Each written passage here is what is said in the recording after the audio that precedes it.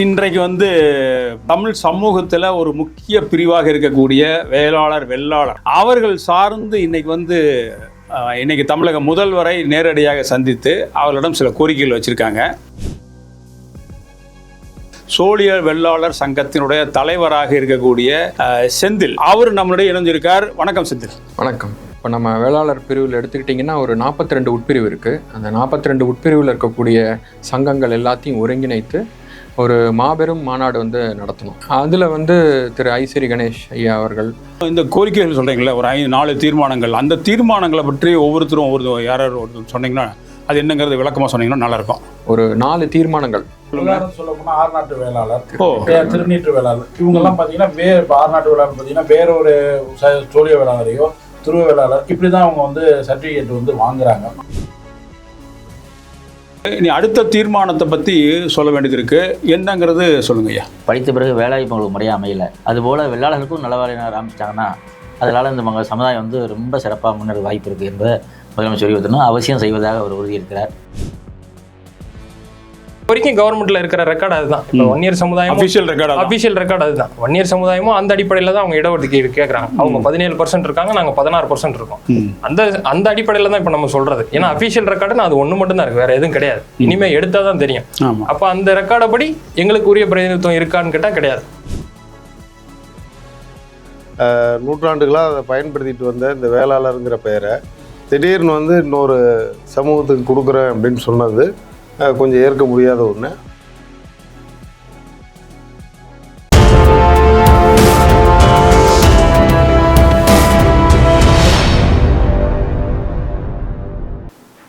வணக்கம், ஊடகப்பு நேயர்களுக்கு வணக்கம்.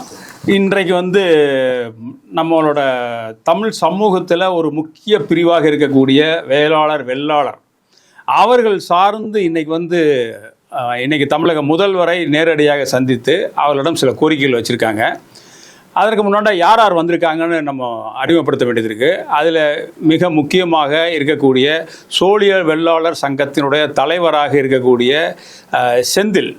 நீங்கள் செந்தில் டாக்டர் செந்தில் யாருன்னு கேட்டால் அவருடைய அப்பா வழியில் ஜெயபாலன் அவர் பேர்.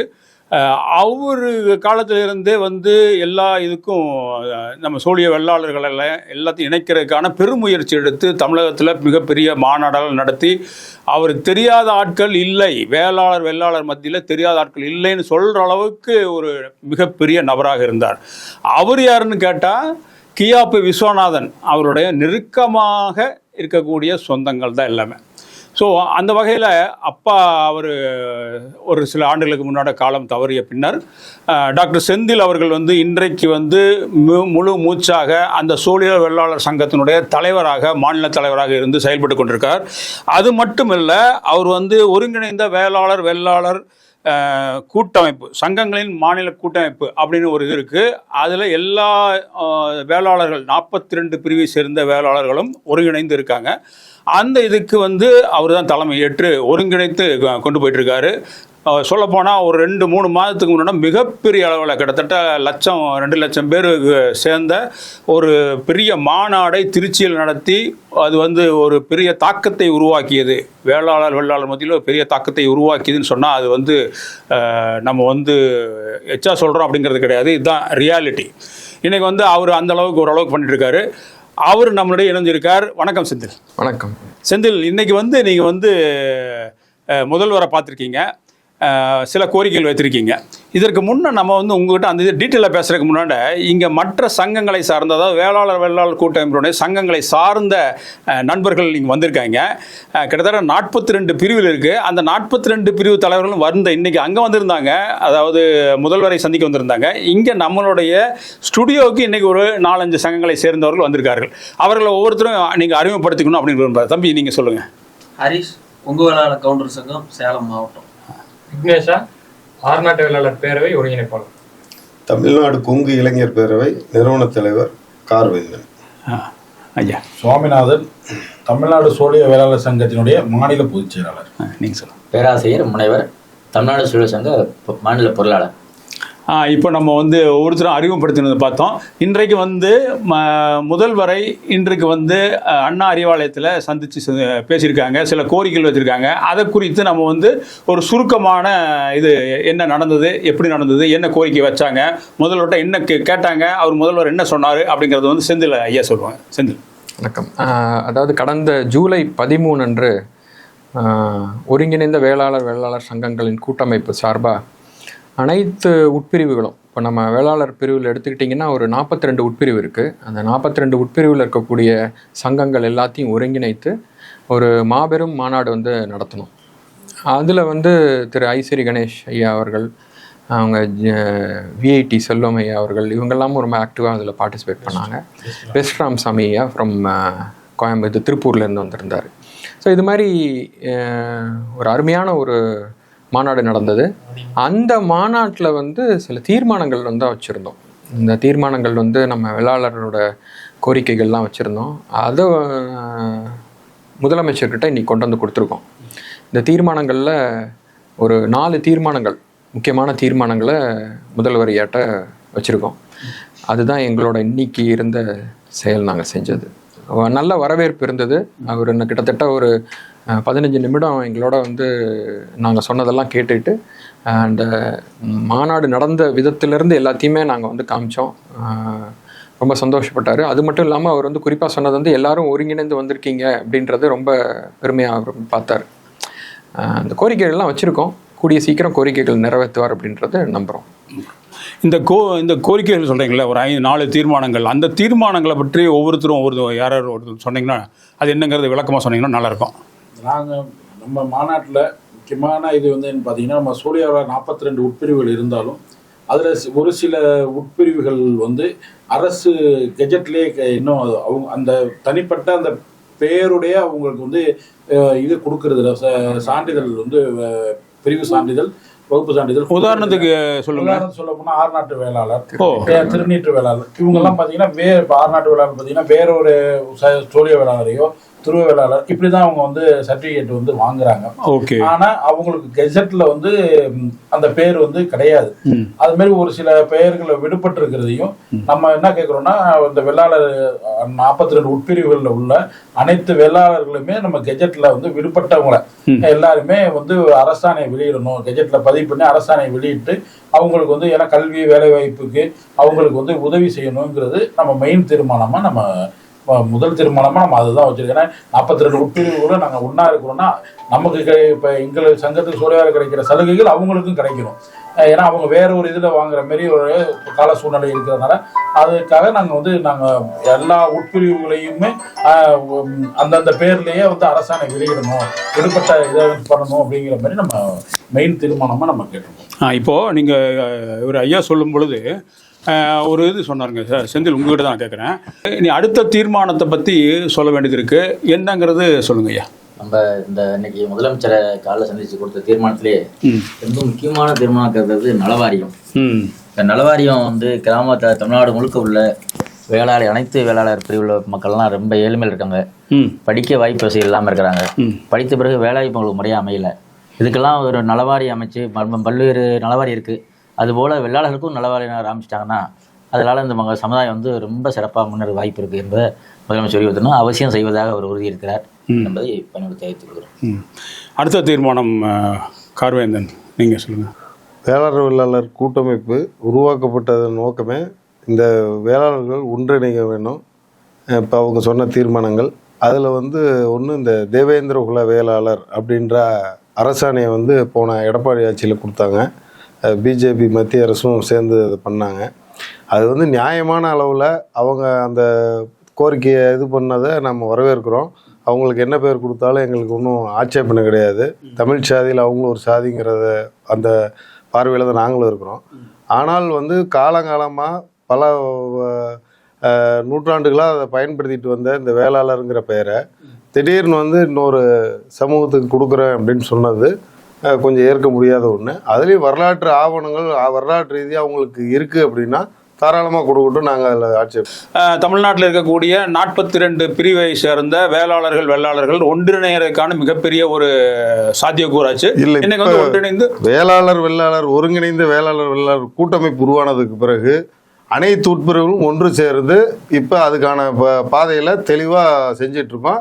இதில் இனிமேல் வேளாளர்களை பிரித்தாள்ற சூழ்ச்சி நீ செய்ய முடியாது, இனி செய்ய முடியாது. ஓகே, ரொம்ப மகிழ்ச்சி. அந்த செய்தி வாழ்த்துக்கள், அது வெற்றி பெறணும்னு நினைக்கிறோம். அடுத்தது வந்து இப்போ சாதி அமைப்பு, விக்னேஷ் சொல்லுங்கள். சாதி அமைப்பு ரீதியாக பல மாநிலங்களில் வந்து இன்றைக்கி கணக்கெடுப்பு நடந்திருக்கு. தமிழ்நாட்டில் இது வரைக்கும் கணக்கெடுக்கல. ஸோ அதை என்ன மாதிரி கொண்டு போகிறாங்க? ஏன் தமிழ்நாட்டில் அது மாதிரி வரல? அதுக்கு நீங்கள் கொடுத்துருக்கீங்களா? நீங்கள் ஆமாம், இப்போ நீங்கள் கொடுத்த தீர்மானத்தில் அது ஒன்றா? ஆமாம், நம்மளுடைய முதல் தீர்மானமே என்னன்னு கேட்டிங்கன்னா, இந்த வெள்ளாளர் சமுதாயத்தில் இருக்கிற எல்லா உட்பிரிவையும் ஒருங்கிணைச்சு ஒரே பேரில் அரசாணை கேட்குறோம். 1931 சாதிவாரி மக்கள் தொகை கணக்கெடுப்பில் பார்த்தீங்கன்னா வெள்ளாளர் வந்து எந்த உட்பிரிவுமே வந்து மென்ஷன் ஆகிருக்காது, வெறும் வெள்ளாளர் மட்டும்தான் இருக்கும். அதே மாதிரி 1911 1921 எல்லா சென்சஸ்லையுமே வந்து வெறும் வெள்ளாளர் மட்டும்தான் இருக்கும். காலப்போக்கில் தான் என்ன ஆகி போச்சுன்னா, இது இந்த இடஒதுக்கீடு காரணத்துக்காக என்ன பண்ணிட்டாங்கன்னா, இந்த வெள்ளாளர் சமுதாயத்தை வந்து கூறாக உடைக்க ஆரம்பிச்சிட்டாங்க. ஒவ்வொரு உட்பிரிவாக உடைச்சி அதுக்கப்புறமா தான் நீங்கள் இந்த ரெக்கார்ட்லலாம் பார்த்தீங்கன்னா ஒவ்வொரு உட்பிரிவுகளும் அதுக்கப்புறமா தான் தனித்தனியாக கெசட்லேயே அடையாளப்படுத்தப்படும். அதுக்கு முன்னாடி வரையும் உட்பிரிவு வந்து எங்களுக்குள்ளே தான் இருந்துச்சே ஒழிய உட்பிரிவுங்கிறது வெளியே இருக்காது. வெறும் வெள்ளாளருங்கிற ஒரே சமுதாயம் தான், இப்போக்கும் ஒரே சமுதாயம் தான். ஆனால் அஃபீஷியல் ரெக்கார்டு படி இவங்க வந்து தனித்தனியாக ஐடென்டிஃபை பண்ணி வச்சிருக்கிறாங்க. இப்போ நம்மளுடைய கோரிக்கை என்னன்னா, எங்களை வந்து ஒரே பேரில் அரசாணை வெளியிடணும். அரசு, மத்திய அரசும் சரி மாநில அரசும் சரி, ஒரே பேரில் பேக்வேர்டில் பிற்படுத்தவர் பட்டியலில் வந்து அடையாளப்படுத்தி எங்களை வந்து அரசாணை வெளியிடணும். சாதிவாரி மக்கள் தொகை கணக்கெடுப்பில் வந்து எங்களை ஒரே பேரில் கணக்கெடுக்கணும். பிராக்கெட்டில் அந்தந்த சப்டிவிஷன், இப்போ சோழிய வெள்ளாளர், ஆர்நாட்டு வெள்ளாளர், கொங்கு வெள்ளாளர் அப்படிங்கிறத இந்த உட்பிரிவுகளை வந்து கரெக்டாக தெளிவாக ஐடென்டிஃபை பண்ணணும். ஏன்னா அதில் வந்து நம்ம வெள்ளாளருக்கு சம்மந்தம் இல்லாத இப்போ சொன்னாமல் தேவேந்திர குல வெள்ளாளர் அதை வந்து இதோட இணைக்க முடியாது. ஏன்னா அவங்க என்டையர்லி டிஃப்ரெண்ட் கம்யூனிட்டி, நம்ம டிஃப்ரெண்ட் கம்யூனிட்டி. அப்படிங்கிறப்ப இந்த ஒரிஜினல் வெள்ளாளர் கம்யூனிட்டியை மட்டும் வெள்ளாளர்னு ஐடென்டிஃபை பண்ணி பிராக்கெட்டில் அந்த சப்டிவிஷன்ஸ் எல்லாம் மென்ஷன் பண்ணணும். அந்த ஒரு கோரிக்கை. அதே மாதிரி மற்ற எங்கள் சமுதாயம் மாதிரி எல்லா சமுதாயத்துலேயும் உட்பிரிவுகள் இருக்குது. அதையுமே அவங்க ஒரே பேரில் அந்த ஏன்னா ஒரே பேரில் இணைச்சி அவங்க சாதிவாரி தொகை மக்கள் தொகை கணக்கெடுப்பு எடுத்தாங்கன்னா அது அரசாங்கத்துக்கு ஈஸியாக இருக்கும். இது ஏன் இவங்க எடுக்க மாட்டாங்கன்னு தெரியல. ஒருவேளை அப்படி எடுத்தாங்கன்னா மற்ற மாநிலம் அந்த மொழி பேசுகிறவங்களுடைய அரசியல் பிரதிநிதித்துவம் போயிடும்னு நினைக்கிறாங்களா அப்படிங்கிறது தெரியல. ஏன்னா இப்போ இந்த சமுதாயம் வெள்ளாளர் சமுதாயம் பார்த்தீங்கன்னா கரெக்டான உரிய அரசியல் பிரதிநிதித்துவம் எதுவுமே கிடையாது. எங்களுடைய மக்கள் தொகைன்னு பார்த்தீங்கன்னா கவர்மெண்ட் ரெக்கார்டு படி நான் சொல்கிறேன் 16%, 16% அஃபீஷியல். ஆண்டு எடுத்த ரெக்கார்டு 1931. 31 கிட்டத்தட்ட 90 வருஷத்துக்கு முன்னாடி எடுத்ததாச்சு. நீங்க அந்த ரெக்கார்டை வச்சு இப்போ வரைக்கும் கவர்மெண்ட்ல இருக்கிற ரெக்கார்டு அதுதான். இப்போ வன்னியர் சமுதாயம் அஃபீஷியல் ரெக்கார்டு அதுதான். வன்னியர் சமுதாயமும் அந்த அடிப்படையில தான் அவங்க இடஒதுக்கீடு கேட்கறாங்க. அவங்க 17% இருக்காங்க, நாங்க 16% இருக்கோம். அந்த அடிப்படையில தான் இப்போ நம்ம சொல்றது. ஏன்னா அஃபீஷியல் ரெக்கார்டு அது ஒண்ணு மட்டும் தான் இருக்கு, வேற எதுவும் கிடையாது. இனிமே எடுத்தாதான் தெரியும். அப்ப அந்த ரெக்கார்டை படி எங்களுக்கு உரிய பிரதிநிதித்துவம் இருக்கான்னு கேட்டா கிடையாது. அப்ப எங்களுக்கான இடஒதுக்கீடு இருக்கான்னு கேட்டா கிடையாது. எங்களுதுலேயே நிறைய முற்பட்ட பிரிவுல இருக்கு. இப்படி கூறா பிரிச்சதுனால எங்களுடைய அதிகாரம், அரசியல் அதிகாரம், எங்களுக்கான அடிப்படை உரிமைகளே இல்லாமல் இருக்கு. இப்போ நாங்கள் அதனாலதான் இந்த நலவாரியம் இதெல்லாமே கேட்குறோம். இதுதான் எங்க சாதிவாரி தொகை மக்கள் தொகை கணக்கெடுப்பு எடுக்கணும். செந்தில், இப்போ வந்து நம்ம ஒவ்வொரு தீர்மானங்களும் என்னென்ன கொடுத்துருக்கீங்க அப்படிங்கிறது தெரிஞ்சுது. இப்போ ஒவ்வொருத்தரும் அதை பற்றி டீட்டெயிலாக பேசினாங்க. இப்போ துளு வெள்ளாளர் அப்படிங்கிறது வந்து வேற ஒரு அமைப்போட, வேற ஒரு சாதியோட, அகமுடைய முதலிங்கிற ஒரு சாதியோட உள்ளுக்குள்ளார வச்சுருந்தாங்க முதல்ல. அதை வந்து இப்போ தனியாக பிரித்து கொடுத்ததில் இந்த முதலமைச்சர், இப்போ இருக்கக்கூடிய முதலமைச்சருக்கு ஒரு நன்றி தெரிவிச்சிங்களா? என்ன பண்ணியிருக்கீங்க? எங்களோட தீர்மானத்தில் வந்து முதல் இன்ட்ரொடக்ஷனே வந்து அவருக்கு வந்து நன்றி தெரிவிச்சு தான். அதை நன்றி தெரிவிச்சுட்டு தான் நாங்கள் பண்ணோம். ஏன்னா இது வந்து ரொம்ப வருஷ காலமாக வந்து இந்த ஒரு குழப்பம் இருந்துக்கிட்டே இருந்தது, பெரிய குழப்பமாக இருந்தது. சதர்ன் சைடில் இருக்கக்கூடிய வந்து அகம்படையர்ன்றவங்க வந்து அவங்க வந்து வேற சமுதாயத்தை சார்ந்தவங்க. அவங்க வந்து துளு வெள்ளாளர்கள் வந்து இங்கே அகம்படையர் பட்டம் வச்சுக்கிட்டு இந்த பக்கம் இருந்தவங்கள, கொங்கு பகுதியில் இருந்தவங்களுக்குலாம் வந்து அந்த கன்ஃபியூஷன் இருந்தது. அதை வந்து தெளிவாக வந்து ஒரு அரசாணை வந்து வழங்கி அதை துளு வெள்ளாளர் சமுதாயத்துக்கு ஒரு பெரிய ஒரு நல்ல காரியம் வந்து முதலமைச்சர் பண்ணியிருக்காரு. அதுதான் எங்களோட ஃபர்ஸ்ட் நன்றி தெரிவிச்சுட்டு தான் நாங்கள் வந்து இந்த தீர்மானமே நாங்கள் வச்சுருக்கோம். சரி, இப்போ அந்த 42 பிரிவு நீங்கள் வந்து சொல்கிறீங்க. இந்த 42 பிரிவும் வந்து இன்னைக்கு வந்து ஒருங்கிணைந்து இந்த உங்களோட கோரிக்கைகள்லாம் ஏற்றுக்கொண்டார்களா? ஏன்னா வந்து இப்போ வந்து அந்த பெயர் மாற்று பிரச்சனையிலே வந்து நீங்கள் அரசே வந்து ஒரு ஆறு சாதிகளை ஒன்றிணைத்து அவர்கள் வந்து தேவேந்திர குல வேளாளர்னு சொன்னாங்க. அதுக்குள்ளேயே வந்து அவங்க நான் எங்களுக்கு வேண்டியதில்லை அப்படிங்கிறது சில குழப்பங்கள் உண்டாச்சு. இப்போ இந்த 42 பிரிவில் இருக்கவங்களும் எப்படி நீங்கள் தேர்வு பண்ணீங்க? அவங்க வந்து எப்படி இந்த வேளாளருங்கிற இதுக்குள்ளே வருவாங்கன்னு நீங்கள் நினைக்கிறீங்க? இல்லை, 1931 இப்போ தம்பி சொன்ன மாதிரி அப்போவே எடுத்த ஒரு பேர்லாம் பிரிவுகளோட பேர் தான் நாங்கள் 42ன்னு எடுத்திருக்கோம். இன்னைக்கு வந்து அதுக்கப்புறம் சேர்ந்ததெல்லாம் வந்து அதில் வராது. அதுதான் வரலாறு. ஸோ அந்த வரலாற்றுப்படி உள்ள இருக்கிற உட்பிரிவுகளை மட்டும்தான் நாங்கள் வந்து கொண்டுட்டு வந்திருக்கோம். இது எல்லாமே இருக்காங்க. இந்த ஒரு பிரிவுலையும் இருக்கிறவங்கலாம் அது இந்த சங்கங்கள் வந்து இயங்கிக்கிட்டு இருக்கு. இது காலகாலமாக இயங்கிக்கிட்டு இருக்கிற சங்கங்கள் நாளடைவில் அவங்களுக்கு வந்து கெசட்லேயே பேர் இல்லைங்கும் போது அவங்கெல்லாம் வந்து தொடர்ந்து அந்த உட்பிரிவுகளாக வந்து தொடர்ந்து இருக்கிறதுன்றது வாய்ப்புகள் குறைய ஆரம்பிக்கும். அந்த குறையாம இருக்கிறதுக்காக தான் அவங்களுக்கு உண்டான ஒரு ஜியோ பாஸ் பண்ணி கொண்டுட்டு வந்துட்டோம்னா அந்தந்த உட்பிரிவுகள் அப்படியே வளர்ந்துருக்கும் அப்படின்றதுக்காக தான். இல்ல அந்த உட்பிரிவுகளுக்குள்ள எந்த பிரச்சனையும் இல்லையா? இப்போ இந்த 42 உட்பிரிவுக்குள்ள எந்த பிரச்சனையும் இல்லை. உட்பிரிவுக்குள்ள எந்த பிரச்சனையும் இல்லை. அதனாலதான் எல்லாரும் ஒருங்கிணைந்து வர முடிஞ்சது.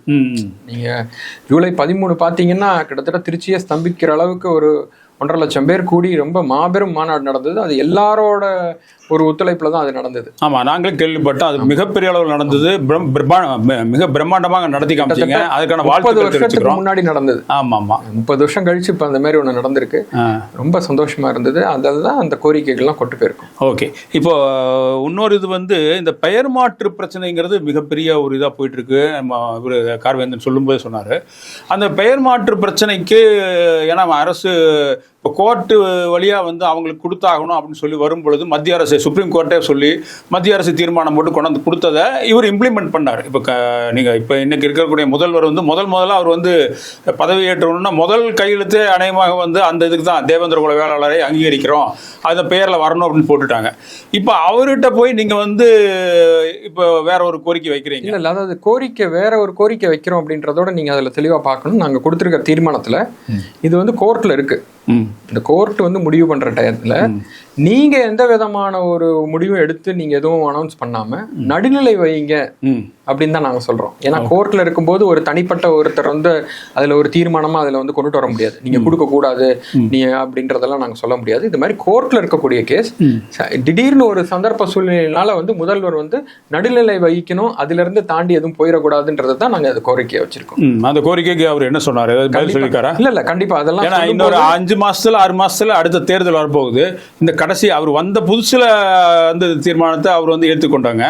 அவர் அரசாணையும் போட்டார், இங்க தமிழ்நாட்டில் அரசாணையும் போட்டார். இப்போ வந்து அவர் இன்னொரு 5 மாசத்துல அவர் வந்து வேற தேர்தலை சந்திக்க போறாரு. திரும்பவும் அவர் வருவாரா வரமாட்டாராங்கிறது தெரியல.